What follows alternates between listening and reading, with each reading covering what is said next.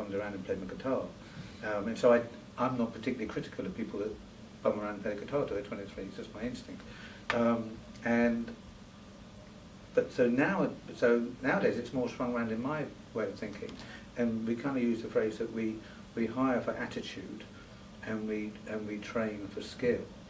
So unless you're doing something particularly technical, which you could be, but if you're doing what I'm doing, which is really just trying to buy decent films that have a commercial value and make some money, I can train anybody that's smart and passionate and willing to learn in a year, 6 months to a year.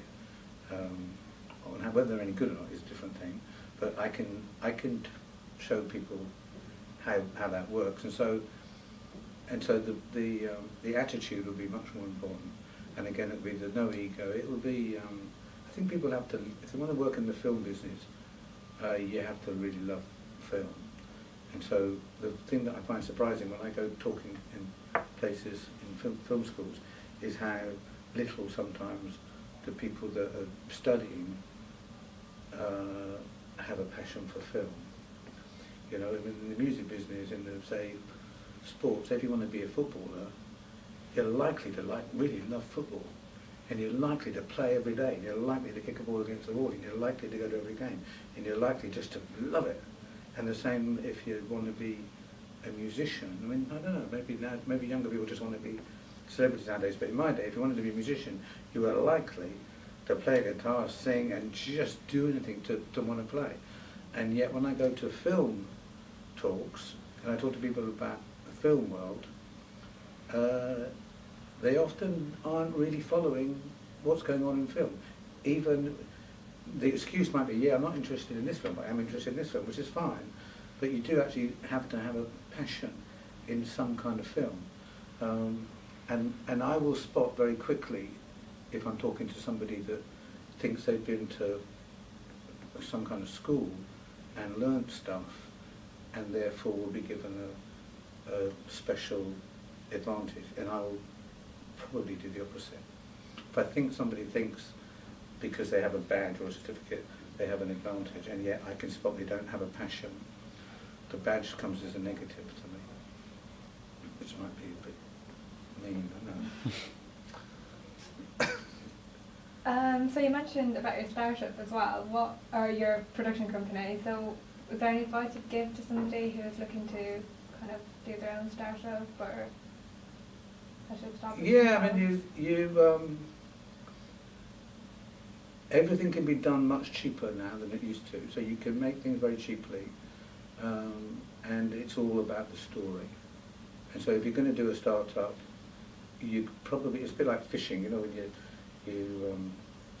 I don't do fishing. I just found it quite cruel. I never really liked it. But when you do go fishing, people catch a little fish, and then they stick it on the end, and then they put that one in, and then they catch another bigger fish. I never saw the point, but it's a bit like that. So if you're going to do a startup, if I was going to do a startup now, and I was kind of 25 doing a startup, I would get a very compelling story. It's all about the story, and again, film students tend to, in my experience, tend to worry about the technical and think that that's what they do, and they're not actually thinking about the heart of the story. And people that are watching the film have no interest whatsoever in the technical, because that's deemed as given to them. They're not checking that. If the film seems a bit crap, it's a bit crap, and if it seems great, it's great. But they're not judging whether that's because the grade was wrong, or the camera was wrong, or the angle was wrong. They're just judging that. So I would say, if you're doing a startup now, find a compelling story that you can make quite cheaply, and I think you can make something for, in the talk that I do. I don't know, do people that are seeing this also see the talk? This is just for us. Okay. Yeah. So I mean, people can make. You can make a 3 or 6 minute short for a few grand. If you take a film called Operator, which won the BAFTA short last year, and it was made for £7 and it's brilliant. And the girl that made it, Catherine Bartfleet, I think now has a career in the film business, because it's it's compelling and it's brilliant and it was made cheaply and it was made well. But the most important thing is the story is compelling. And so if you were starting up now, I would do it in coming back to my fishing analogy, which I've never used before, which I'll see whether that works. But using the fishing analogy, I would make a compelling short, 3 to 5 minutes, spend 2 or 3 grand on it probably, make it so good that then you can, then somebody will say, hey, that's really good. I mean, there was a film called Powder Room made by a lady called MJ Delaney, and she did the short, or Newport State of Mind, which was a spoof of the Jay-Z and Alicia Keys' Empire State of Mind. So I mean, you'd have to check this out. But if you look up Empire State of Mind, you'll see quite a good rap thing with Alicia Keys singing and Jay-Z doing the piano and stuff. And MJ, who was just young student, early 20s, did a spoof of it called Newport State of Mind, and that's set in Newport, South Wales, and it's virtually every line is a copy, but it's about Newport, so it's about the fish and chips and going to Debenhams and stuff, and it's very funny. And so, a producer called Damien Jones, who made films like Iron Lady and Dad's Army, he saw it online, checked her out to say, hey, you've got any ideas for a film? And she did have a good idea for a film, and they made it. It was called Powder Room. And so I expect the Empire State of Mind, the Newport State of Mind probably cost £1 or 2 to make, but it then pulled in somebody that could see that she had a good eye and a good sort of nous for a story. And so now she's she's making films. And she's not a big name yet, but she's got a career in films for the rest of her life. Kind of in the Big Fish example, you do need to make, the next one needs to be pretty good as well, so you have to continue to improve. But that's not hard to do if you have talent. It doesn't need big money, it doesn't need big skills or whatever. It does need just some smartness. So. Can be done by anyone though. Okay. Can be done by anyone. I really believe that. There's some hope for us. Yeah. Okay, so I think that's it, yeah? Do you have any questions? Just in terms of when you were talking about the marketplace of like being the only one and feeling lonely in your decision, have you ever been in a situation where you've agreed to buy the rights to a film and then it's all gone horribly wrong? Many times. How do you... Yeah, that's a big part of it. Having a thick enough skin to live with your failures. I guess that's part of you learning the patterns of... You have to accept that. I mean, Churchill said that success is going from one failure to the next without any loss of enthusiasm. Yeah. And there's an element of that. I mean, you're okay if you have a hit every now and again, or a success every now and again. But when you're on your 3rd flop or your 4th flop, you do doubt yourself. Until there is an element of being able to keep going.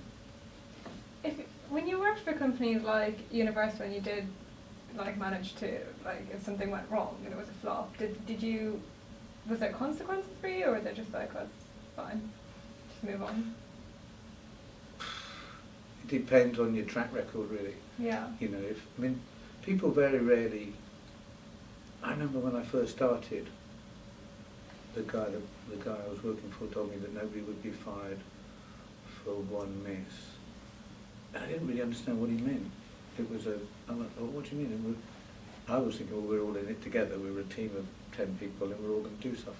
But he was just talking to me personally, and he thought he was giving me reassurance that if my first acquisition doesn't work, I will get a second chance. He didn't talk about third, but he did. He thought he was being nice, and I thought, oh God, this is tough.